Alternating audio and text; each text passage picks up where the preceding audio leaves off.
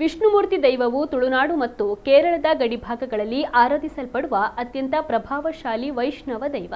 ಇದು ಕೇರಳದ ತೇಯಂ ಸಂಪ್ರದಾಯದಿಂದ ಬಂದಿದ್ದು, ಒತ್ತೆಕೋಲ ಎಂಬ ವಿಶೇಷ ಆಚರಣೆಯ ಮೂಲಕ ಬೆಂಕಿಯ ಕೆಂಡದ ಮೇಲೆ ನಡೆಯುವ ದೈವವಾಗಿ ಭಕ್ತರನ್ನ ಆಕರ್ಷಿಸುತ್ತದೆ. ಪುತ್ತೂರು ತಾಲೂಕಿನ ಸಂಪ್ಯದ ಉದಯಗಿರಿ ಗ್ರಾಮದಲ್ಲಿ ಕಳೆದ 120 ವರ್ಷಗಳಿಂದ ವಿಷ್ಣುಮೂರ್ತಿ ದೈವಕ್ಕೆ ಒತ್ತೆಕೋಲ ಸೇವೆ ನಡೀತಾ ಇದೆ.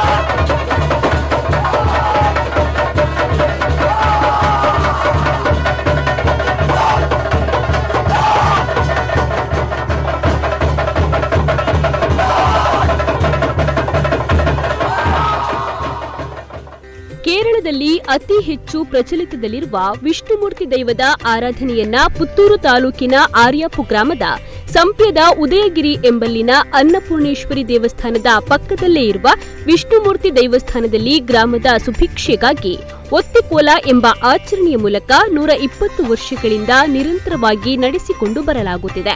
ಕೆಂಡ ಸೇವೆಗೆ ಬೇಕಾದ ಮರವನ್ನ ಗ್ರಾಮಸ್ಥರು ಹರಕೆಯ ರೂಪದಲ್ಲಿ ನೀಡುವ ಮೂಲಕ ದೈವದ ಸೇವೆಯನ್ನ ನೆರವೇರಿಸಿಕೊಂಡು ಬರುತ್ತಿದ್ದಾರೆ.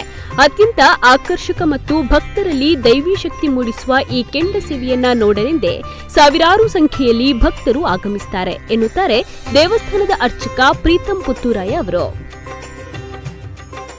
ಕರ್ನಾಟಕದ ವಿಶೇಷವಾದಂತಹ ಒಂದು ವಿಭಾಗದಲ್ಲಿ ಕೇರಳ ಸಂಪ್ರದಾಯದ ವಿಷ್ಣುಮೂರ್ತಿ ಅಂತ ಹೇಳುವಂತಹ ದೈವದ ನಿರಂತರವಾದಂತಹ ಸೇವೆಗಳು ಒತ್ತೆಕೋಲ ಅಂತ ಹೇಳುವಂತಹ ಹೆಸರಿನಲ್ಲಿ ಹಲವು ಕಡೆಯಲ್ಲಿ ನಡೀತಾ ಇದೆ. ಆದರೆ ಬಹಳಷ್ಟು ಒಂದು ಸಾನ್ನಿಧ್ಯವಾದಂತಹ ಆ ವಿಷ್ಣುಮೂರ್ತಿಯ ಒತ್ತೆಕೋಲ ಅಂತ ಹೇಳಿದರೆ ಸಂಪ್ಯದ ಉದಯಗಿರಿಯಲ್ಲಿರುವಂತಹ ಪುತ್ತೂರಿನ ಸಂಪ್ಯದ ಉದಯಗಿರಿಯಲ್ಲಿರುವಂತಹ ವಿಷ್ಣುಮೂರ್ತಿಯ ಒತ್ತೆಕೋಲ ಸುಮಾರು ಒಂದು 120 ವರ್ಷಗಳಿಂದ ನಿರಂತರವಾಗಿ ಇಲ್ಲಿ ನಡೆದುಕೊಂಡು ಬಂದು ವಾರ್ಷಿಕವಾದಂತಹ ಆ ಪರಿಪೂರ್ಣವಾದಂತಹ ಭಕ್ತರ ಸಮೂಹದೊಂದಿಗೆ ಈ ಗ್ರಾಮದ ಇಡೀ ಸುವೀಕ್ಷೆಗಾಗಿ ನಡೆಯತಕ್ಕಂತಹ ಒತ್ತೆಕೋಲ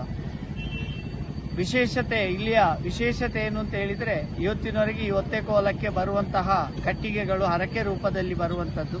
ಅದಲ್ಲದೆ ಇಲ್ಲಿಯ ಏನು ಪ್ರಾರ್ಥನೆಗಳುಂಟ, ಒಂದು ಒತ್ತೆಕೋಲದಿಂದ ಮತ್ತೊಂದು ಒತ್ತೆಕೋಲದೊಳಗೆ ಆ ಇಷ್ಟಾರ್ಥಗಳನ್ನು ನೆರವೇರಿಸಿಕೊಡುವಂತಹ ಮಹಾ ಸಾನ್ನಿಧ್ಯಗಳು. ಇಡೀ ವಿಷ್ಣುಮೂರ್ತಿಯ ಒತ್ತೆಕೋಲ ಅಂತ ಹೇಳಿದರೆ ಆ ಪ್ರಧಾನವಾಗಿ ಮೇಲೇರಿಗೆ ಬೆಂಕಿ ಕೊಡುವಂಥದ್ದು, ಕುಳ್ಚಟ್ಟು ದೈವ. ಆ ಕುಳ್ಚಟ್ಟು ದೈವ ಅಂತ ಹೇಳಿದರೆ ವಿಷ್ಣುಮೂರ್ತಿಯ ಆ ಪ್ರಹ್ಲಾದ ಚರಿತ್ರೆಯನ್ನು, ಆ ಹಿರಣ್ಯಕಶಿಪುವಿನ ವಧೆ ಆದಂತಹ ಚರಿತ್ರೆಯನ್ನು ಆ ದೈವ ಮಾಡುವಂಥದ್ದು. ಪರಿಶುದ್ಧವಾದ ನಂತರ ಅಲ್ಲಿಂದ ನಂತರ ಆ ವಿಷ್ಣುಮೂರ್ತಿ ಅಗ್ನಿಗೆ ಪ್ರವೇಶಿಸಿ ಪರಿಪೂರ್ಣವಾಗಿ ಅಲ್ಲಿ ಶುದ್ಧವಾಗಿ ಆ ನಂತರ ಆ ವಿಷ್ಣುಮೂರ್ತಿಯಾಗಿ ತನ್ನ ಇಡೀ ಭಕ್ತರಿಗೆ ಪ್ರಸಾದವನ್ನು ಕೊಡುವಂಥದ್ದು. ಸುಮಾರು ನಿರಂತರವಾದಂತಹ ಹಲವು ವರ್ಷಗಳಿಂದ ಈಚೆ ಇಲ್ಲಿ ತಾಯಿ ಅನ್ನಪೂರ್ಣೇಶ್ವರಿಯ ಕ್ಷೇತ್ರವಾಗಿ ಆ ವಿಷ್ಣು ಲಕ್ಷ್ಮಿಯು ಒಟ್ಟಿಗೆ ಆಗಿ ಈ ಒಂದು ಕ್ಷೇತ್ರ ನಿರಂತರವಾಗಿ ಬೆಳೀತಾ ಉಂಟು. ಕೆಂಪು ಮುಖವರ್ಣಿಕೆಯ ಈ ದೈವವು ಭಗವಾನ್ ವಿಷ್ಣುವಿನ ಅವತಾರ ಎಂಬ ನಂಬಿಕೆ ಇದೆ. ಹಿರಣ್ಯಕಶ್ಯಪ ತನ್ನ ಮಗನಾದ ಪ್ರಹ್ಲಾದನಿಗೆ ನೀಡುತ್ತಿದ್ದ ಹಿಂಸೆಯಿಂದ ಬೇಸತ್ತ ವಿಷ್ಣುವು ಉಗ್ರ ನರಸಿಂಹನಾಗಿ ಬಂದು ಹಿರಣ್ಯಕಶ್ಯಪನನ್ನ ಸಂಹರಿಸುವ ದೃಶ್ಯವನ್ನ ಈ ದೈವವು ತನ್ನ ನರ್ತನದ ಮೂಲಕ ತೋರಿಸುತ್ತದೆ. ವಿಷ್ಣುಮೂರ್ತಿಯ ಕೆಂಡ ಸೇವೆಯ ಮೊದಲು ಕುಲ್ಚಟ್ಟು ದೈವದ ನರ್ತನ ಸೇವೆ ನಡೆಯುತ್ತದೆ. ಈ ದೈವವು ಹಿರಣ್ಯಕಶ್ಯಪನನ್ನ ಕೊಂದು ಆತನ ಹೊಟ್ಟೆಯನ್ನ ಸೀಳುವ ಸಂಕೇತವನ್ನ ಪ್ರದರ್ಶಿಸುತ್ತದೆ. ವಿಷ್ಣುಮೂರ್ತಿ ದೈವವು ಬೆಂಕಿಗೆ ಹಾರುವ ಮೊದಲು ವಿಷ್ಣುಮೂರ್ತಿಗೆ ಸಂಬಂಧಪಟ್ಟ ಪಾತ್ರಿಗಳು ಮತ್ತು ಪ್ರಧಾನ ಪಾತ್ರಿ ರಾಶಿ ಹಾಕಿರುವ ಬೆಂಕಿಯಲ್ಲಿ ಓಡುತ್ತಾರೆ. ಆ ಬಳಿಕ ವಿಷ್ಣುಮೂರ್ತಿ ದೈವ ಆಳೆತ್ತರದ ಕೆಂಡಕ್ಕೆ ಹಾರುತ್ತದೆ. ಹಿರಣ್ಯಕಶ್ಯಪುವಿನ ಸಂಹಾರ ಮಾಡಿದ ಮಹಾವಿಷ್ಣುವು ತನ್ನ ದೇಹಕ್ಕೆ ಅಂಟಿದ ಕಲೆಯನ್ನ ಬೆಂಕಿಯಲ್ಲಿ ಮಿಂದು ಶುದ್ಧಗೊಳಿಸುತ್ತಾನೆ ಅನ್ನೋದು ಈ ಆಚರಣೆಯ ಹಿಂದಿರುವ ನಂಬಿಕೆಯಾಗಿದೆ. ದೈವಸ್ಥಾನದ ಪ್ರಮುಖರಾದ ಮಂಜಪ್ಪ ರೈ ಬಾರಿಕೆ ಈ ಬಗ್ಗೆ ಮಾಹಿತಿಯನ್ನ ನೀಡಿದ್ದಾರೆ.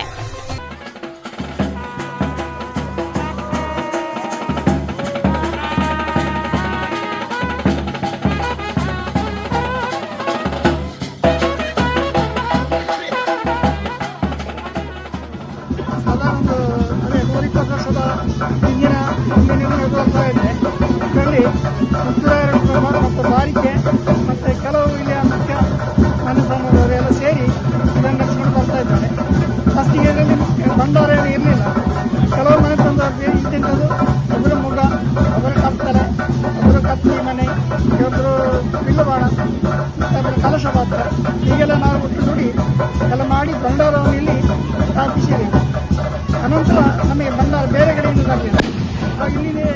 ಅನ್ನಭಂಡಾರದಿಂದಲೇ ವಿತರಿಸಿದ್ದೇವೆ. ಈಗ ಇತ್ತೀಚೆಗೆ ಬೆಳ್ಳಿಯ ಮಗ ಮಾಡುವ ಸಂಘಟನೆಯನ್ನೆಲ್ಲ ಬೇಕಾಗಿತ್ತು.